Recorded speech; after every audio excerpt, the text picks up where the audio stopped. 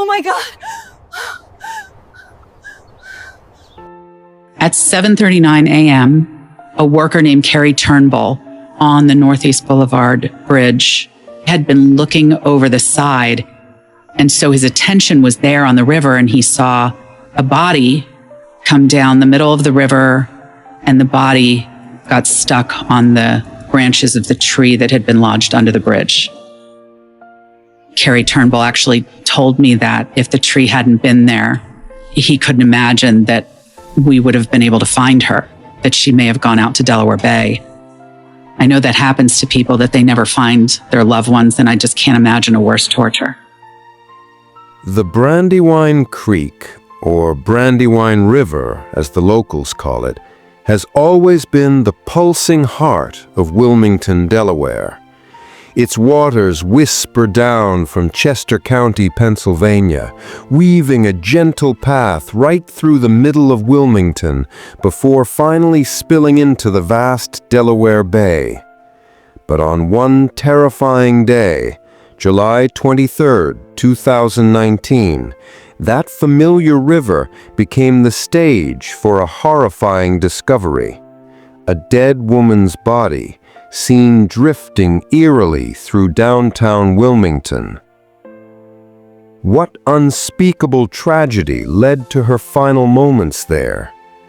Years have passed, and that agonizing question still hangs in the air, unanswered. This is the haunting case of Susan Ledyard, a beloved teacher whose life was tragically cut short, leaving her family and community desperate for answers. What really happened, and who's to blame? Like, subscribe, and share to help uncover the truth and bring justice for Susan and her family. That morning, City of Wilmington got a 911 call about a body floating in the Brandywine River, and City Police and City Fire Department responded out. Leading the charge in this baffling case is Detective Daniel Grassi, a seasoned Delaware state trooper. Fire Department fireboat went out. They pulled the body out of the water, brought it to their fire station on the river. They have a dock there, and that's where Wilmington Police Department, medical examiner, and EMTs went. Lying there on the dock was the lifeless body of a Caucasian woman, seemingly middle-aged, dressed in a purple running shirt. She was 5 feet 4 inches tall, weighed 130 pounds, and had shoulder-length brown hair. No ID. Nothing. The Wilmington police were completely in the dark. They had no idea who she was, how she died, or how she ended up in that cold river. Just a Jane Doe and a chilling mystery. There were no immediate conclusions because the autopsy hadn't been done yet. There wasn't a lot we could do as far as looking for evidence at the scene because she was floating in the river. We didn't know how long she had been in there or what entry point along the riverbank she had gone in. Her body was located just downriver from Brandywine Park, which is a heavily traveled city park. There's a zoo there. Once you get below Brandywine Park, going out towards the mouth of the river, there's not a lot of public access for the river. It's mostly industrial. Just before 9 that morning, while Wilmington authorities were knee-deep in their initial investigation of this mysterious Jane Doe, the Delaware State Police dispatchers got a routine call. It was from an accounting business on Walker's Mill Road, just north of Wilmington. Their complaint? A black Honda Civic had been sitting oddly in their parking lot since before they even opened. Little did they know, this car held a crucial piece of a much larger, darker puzzle. The reported call for the car was 8:54 in the morning.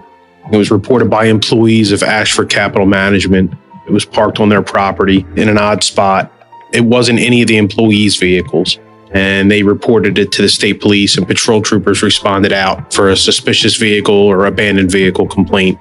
Delaware's small. The area where the car was found and where the body was found are only about 3 miles apart. The body was in the river. The car was parked near a bridge that crossed the same river. state police and city police worked together, identified the owner of the vehicle, and then we were able to put it together that it was the same person who was in the river. The victim's identity finally emerged. Susan Morrissey Ledyard, 50 years old. She was a beloved teacher at Academy Park High School near Philadelphia, and she'd grown up not far away in Chester County, Pennsylvania. Susan and her siblings had even attended Wilmington's fancy Tatnall School, rubbing shoulders and making friends with kids from the city's wealthiest families. It wasn't long before the devastating news of Susan's death ripped through the entire community. My name is Missy Morrissey, and I'm Susan's older sister. It was the afternoon of July 23rd. Missy was at her home in Philadelphia, tutoring a student, when her younger sister Meg called. That phone call shattered Missy's world, bringing the gut-wrenching news of their sister's death. I had been working with this student of mine, Henry, and then Meg called. And I just turned around. I was looking out the French doors in the back, and I just remember screaming, "No, no, no, no, no, no, no." And then I turned around and saw Henry's face, these big wide eyes. And of course, I let him go home, which I'm sure he was thrilled to do. And then we were scrambling to find out what the hell happened. It was probably 2 or 3 p.m. when I got the phone call from my father, who said that I should sit down, and I didn't take his advice, as usually the case. And I just figured, well, how bad could it be? John Morrissey is Susan's brother, the youngest of the 4 Morrissey kids. The shocking news of Susan's death hit him like a physical blow, leaving him completely shaken and utterly confused. He told me that Susan's gone, and I could just hear in his voice, I knew what he meant, and it was all just, at that point, all we knew was that her car had been found near the Brandywine River, and that she had been found in the Brandywine River, and it was just all very murky. For Susan's brothers and sisters, her death just didn't feel real. She was so much more than just a sibling to them. Susan was an exciting person to be around, and it was exciting being her little brother. I had the coolest kid on the block was in my house. I really did look up to her, and that got more so as I got older. There always was just a little bit of extra excitement when she was around. The best times in my life that I ever had, I had with Susan. Every one of them. Because they were fun, they were a bit of an adventure, and we just laughed a lot. She was fun, she was funny, really funny, and smart from a very young age. After high school, Susan went off to Georgetown University, setting her sights on a teaching career. For a few years, she even lived with her sister Meg out in San Francisco, teaching English at a high school in Oakland. But then, at 36, she decided to move back east, wanting to be closer to her family in Wilmington. That's when she met Ben Ledyard, a guy from a well-known local family who actually used to be a classmate of Susan's older sister, Missy. Ben and Susan didn't know each other, but my siblings, we all kind of knew the Ledyards, and the Ledyards knew us just because we went to a very little country day school, 20 kids to a grade. They started dating, and they enjoyed going out. They enjoyed going to restaurants a lot. They really enjoyed music, and they loved the beach. Susan and Ben tied the knot in 2016, settling into a comfortable life right there in Wilmington. Susan had a vibrant social circle and was really involved in her community. In July of 2019, she was enjoying her summer break from teaching, having just celebrated her 50th birthday. Most of that month she spent at her parents' vacation home in Stone Harbor, New Jersey. Every year, Susan absolutely cherished that time, relaxing on the beach, reconnecting with her family. Even after she came back to Wilmington on Saturday, July 20th, the playful jokes and chats with her siblings continued through daily calls and texts. Then, on Tuesday, July 23rd, Susan wrapped up a pretty typical late-night text exchange with Missy at 12:29 a.m. Just 7 hours and 10 minutes later, that body was spotted in the Brandywine. Later that very morning, the Delaware State Police showed up at the Ledyard home asking about Susan's car, which had been found abandoned. At that point, they hadn't even pieced together that the body in the river and Susan's car were connected. At 9:30 a.m., a trooper knocked on Ben and Susan's door at Riverview Avenue. He knocked for 4 minutes and there was no answer. So he left and called, and he got Ben. Ben said he hadn't heard the knocking. And then at 10:50 something, Ben drove to Walker's Mill, where Susan's car was. Sometime in the next half an hour, there was the realization that it was Susan in the river. Wilmington police came to the scene with Delaware State Police, and they informed Ben. Susan was the love of my life, my best friend, my beloved wife. Our family is so heartbroken. So, how did Susan Ledyard end up dead in the Brandywine? Finding an answer to that utterly perplexing question fell squarely on the shoulders of the Delaware State Police, and it was Detective Grassi who was given the daunting task of leading the investigation. So at the outset of a case, we usually have quite a few people assigned to it. There's always the primary investigator, but then in the beginning, you have a lot of help from patrol troopers, from other detectives, either from the homicide unit or from the troops. You have assistance from high-tech crimes as you need it. So there's a lot of resources. To figure out what really happened to Susan, investigators started with her car. It was found parked just a few yards from the Brandywine's banks, about 3 miles upriver from where her body was finally pulled from the water. Inside the car, Susan's cell phone. We were fortunate that we had her cell phone and were able to get into the cell phone. So we had access to all of her call logs, text message history, location history, anything that would be on a phone, we were able to get to. She was on her cell phone throughout the night, texting and calling friends.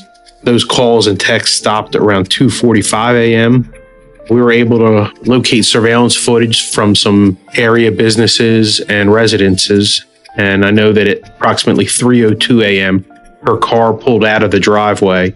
It's about a 2-minute drive from her house to where her car was parked, and her car went straight there, and we were able to track it through a couple different cameras along the path. Investigators immediately started piecing together Susan's last known movements. They used surveillance footage to trace the 1.3-mile journey her car made from her house to where it was found on Walker's Mill Road. But here's the heartbreaking catch. Not a single camera along that entire route could offer any real clues about what actually happened to Susan. Just a car, and then nothing. The parking area is pitch black at night, and the camera is far away from where the vehicle was parked. So you can see headlights approach, see headlights go off. You can see a speck of light that appears to be the dome light go on and then go off. We can't see on any of the surveillance footage who was in the vehicle. A door opened, but I don't know if anyone got out. I don't know if anyone got in. I don't know who was driving the car. The truly mysterious circumstances surrounding Susan's death quickly grabbed everyone's attention. The whole community was buzzing, and it seemed like everyone had a theory about what might have happened. The Wilmington area has a very strong rumor mill. You would hear about friends that would go out to a bar or out to a party, and they would be sitting around talking about the possibilities. So there was a lot of speculation of foul play. Then there's speculation from people, of course, there's a car by a bridge, that it could have been a suicide. And everything in my being did not believe that, just because of Susan and who she is and how her night was. I texted with her and it was just an average night. Then your thoughts go to her getting into the river at Walker's Mill, the car being so close to the river, it being so late at night. Was it an accident where you would go down to enjoy the river and slip and fall down a bank? And then there's speculation of how that happened. Could Susan have simply slipped and fallen into the river, accidentally drowning? Out of all the dark possibilities, this one felt the most believable to her grieving family. Especially when Susan's husband, Ben, revealed a crucial detail that seemed to back up the idea of a tragic accident. Ben had told us that she took Ambien that night. So my brain went 100% on Ambien and the misadventures that can happen with Ambien, because I started to hear so many stories of crazy things that went on Ambien. Sleepwalking, sleep eating, sleep driving. Could that have created some sort of fugue state or, I don't know, something that would mean that she could accidentally end up in the river? Ben was the last person known to have seen Susan alive. But when Missy pressed him for details about Susan's evening, he said he couldn't give her much. Why? Because he claimed he'd been out for most of the night himself. Ben had gone to a movie with a friend of his at the Queen Theater in Wilmington. His friend drove, so his friend dropped Ben off around 10:30, and the friend stayed 10 to 20 minutes. Ben's friend left. Susan and Ben were together in the house. They had shared half a bottle of wine together. They had each taken their respective sleep aids and went to bed. He came down in the morning. Susan wasn't there. Ben told Missy he'd gone to bed around 11 p.m. on Monday night, and he swore he didn't remember Susan ever getting out of bed. But Susan's cell phone records painted a very different picture. She was calling and texting people almost constantly, right up until 2:47 a.m. Her siblings knew this about Susan. Staying up late, chatting into the early hours was pretty typical for her. I would call Susan a night owl, especially in the summer when she didn't have school. I could tell from some of her texts with friends that she was sitting out on the porch, which was very common for her to do. So she talked to these friends, and I'd say about 90% of the people she was talking to that night were San Francisco friends. And she was talking to them until close to 2 a.m. I texted with her from 12 to 12:29, and it was completely normal. It could not have seemed any more run-of-the-mill texting. Susan's text conversations with her friends wrapped up just before 2 a.m. on Tuesday morning. Phone records also showed she made 2 outgoing calls to these same friends, one at 2:36 a.m. and another at 2:47 a.m., but no one picked up. 15 minutes later, Susan's car was seen leaving her house, but here's the chilling part. None of her texts gave the slightest hint as to why she was leaving. I have gone over this. I can't even tell you how many times since this happened. And it's completely vexing. Susan would be one to go out and get a pack of cigarettes late at night. 3 o'clock is a little bit of a stretch for me, but it's not out of the realm of possibility.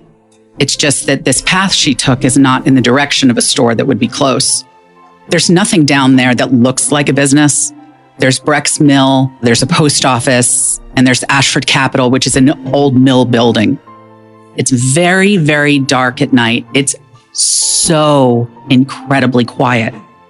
There are homes around there, beautiful places, very charming area. It is the route that she would take to school in the morning. And she also loved Hagley Museum, which is probably an eighth of a mile up the road. So she was familiar with that area. It's just what would take you there at 3 o'clock in the morning. And I can't answer that. On September 18th, more than 6 weeks after Susan's body was found, the Delaware State Police held a press conference to share some of their first discoveries. Detective Grossi dropped a bombshell. There was no evidence that Susan actually entered the water at Walker's Mill. Instead, they now believed she went into the river much, much further downstream. A little while later, he met with Susan's family privately and unveiled another deeply disturbing detail. When she was discovered, she was wearing her Fitbit. The Fitbit registered that she was active from 3 until sometime before 7 a.m. Her heart was beating for at least 3.5 to 4 hours between that time that the car parked and the time that she was found. We were operating under the assumption still, all of us, that it was an accident. He was talking to us about injuries to her body, but there was no statement this was a homicide. Now, it's pretty standard for investigators to treat every death as if it could be a homicide, just in case. But to Susan's family, the idea of her being murdered seemed impossible. They were still absolutely convinced that Susan had died in a tragic accident after taking Ambien. Then, on November 14, 2019, nearly 4 long months after her body was recovered from the Brandywine, the medical examiner's official report was finally released, and it changed everything. We haven't released a ton of information out to the media just to maintain the integrity of the investigation. And based on the autopsy, the examination by the medical examiner who did the autopsy, the nature of the injuries didn't lend itself to accident. The cause of death was blunt force trauma and drowning, and the manner of death was homicide. The Morrissey family just couldn't wrap their heads around it. Who on earth would want Susan dead? It was a complete shock. People are aware, they're sharing ideas, they're communicating with our detectives. As people do, they speculate about the boyfriend, the wife, the girlfriend, the husband. And then we found out there was no Ambien. No Ambien in her system at all. If Susan didn't take Ambien the night she died, then why did Ben tell Missy that she had? Was he simply mistaken, or was there more to it? Missy recalls other things Ben did after Susan's death that she just couldn't make sense of. To my knowledge, no one reported Susan missing. And it was almost an hour and a half before he left the house after getting the call from the trooper about Susan's abandoned car that he drove the mile down to Walker's Mill. He had made a call to a friend, a work friend, who in turn called Ben's brother, and then a different friend of theirs had shown up, and they were all down at the river. I can say that there were no calls to her family, nor to her close friends, any of her friends. If Ben truly realized Susan wasn't home when he woke up that morning, why wasn't he worried? And why didn't he just report her missing right away? Then, when the police told him Susan's car had been found abandoned at Walker's Mill, why did it take him over an hour to even go to the scene? Missy also remembers Ben mentioning something else that day about what investigators found during a canine search at Walker's Mill.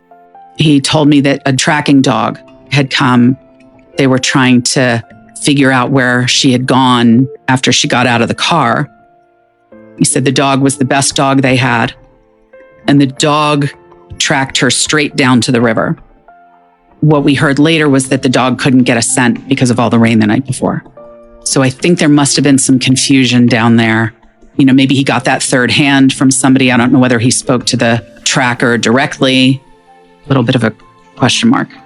According to Missy, Ben wasn't particularly close to Susan's family. He did speak with the Morrisseys a few times right after Susan's death, and he even joined them at an initial press conference with Detective Grossi. But he wasn't there with Susan's family when the police finally announced her death was a homicide. And since then, he hasn't actively joined in the family's relentless efforts to keep Susan's murder in the public eye, hoping to uncover new leads. I think Ben moved on fairly quickly, and I think he wanted to put Susan and this case behind him. He got engaged about a year later. He is married. He has moved to a new house. If he was very interested in helping, I think things would have gone very differently. And certainly someone could do something independent of us if they were interested in helping, and that never happened. Could it be that Ben Ledyard knows more about Susan's murder than what has been shared publicly? He chose not to participate in this podcast. Ben's actions and the alleged inconsistencies in his story have certainly fueled suspicions for some. However, it's crucial to remember that no charges have ever been filed in Susan's case. Detective Grassi is quick to point out that Ben has cooperated fully with the investigation and is not currently considered a suspect. In a lot of cases, we don't get cooperation from witnesses or family members. But in this case, everyone that I've reached out to, that I've contacted for assistance, including her husband, Ben, including his family, including the Morrissey family, Ben and Susan's friends have all cooperated with this investigation. I haven't had any issues with calling someone up and having them either come to the troop for an interview or them inviting me over the house for an interview. And although it hasn't generated a lot of leads, I haven't had any problems talking to the people that were close to Susan about this case. When something like this happens, it does seem that it would be somebody in Susan's life, not a stranger. But the more you look at these things and the more you hear of cases where it could be a stranger, you know you have to stay open to it. I can't think of anyone that would want my sister dead. I can't think of an enemy that she would have had. That seemed to make sense in the beginning, to think of it as being somebody she knew.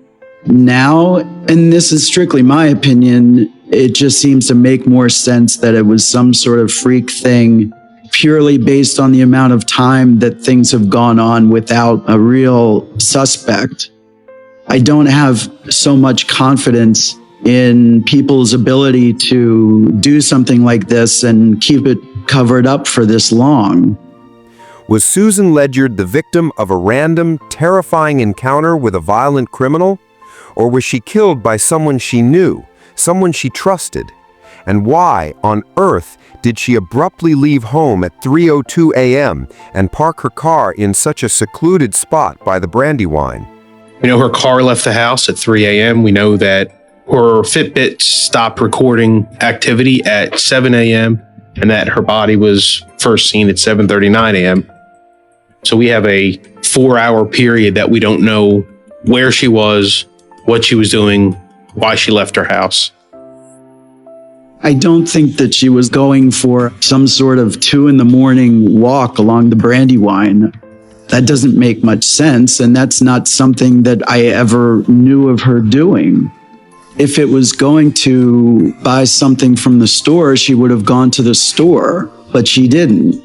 Was she meeting up with friends or a man or someone that she was involved with? There's nothing suggesting that.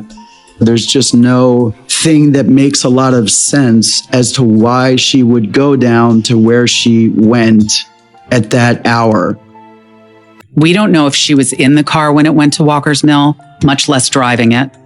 If she was actually down at Walker's Mill at 3:04, it's almost impossible that she wasn't transported farther down. Could somebody have picked her up and not been seen on a camera? I guess so. It's all speculation.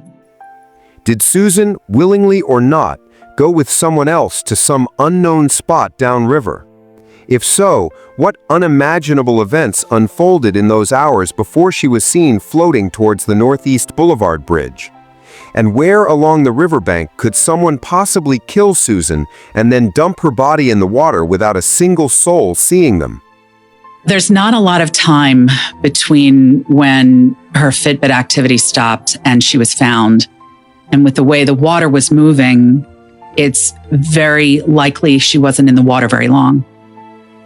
As you move down the river, you're going past condos and businesses, and it's hard to be right along the river until you get to places like Brandywine Park, below the Brandywine Zoo, and on the other side where there are walking paths.